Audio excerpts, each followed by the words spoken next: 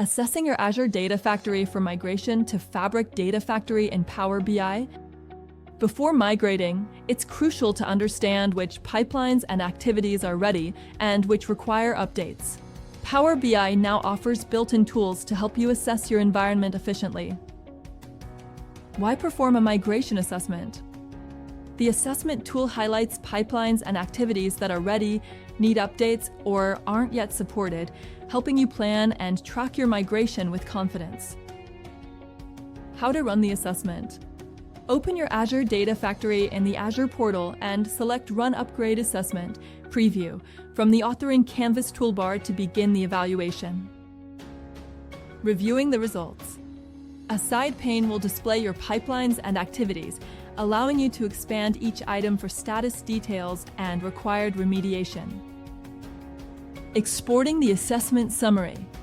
Export the results as a CSV to view each pipeline's migration status: ready, needs review, coming soon, or not compatible.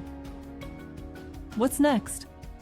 Use the PowerShell upgrade tool for early migration, plan remediation for flagged items, and stay informed as Fabric Data Factory continues to expand feature support. Stay tuned for more Power BI updates.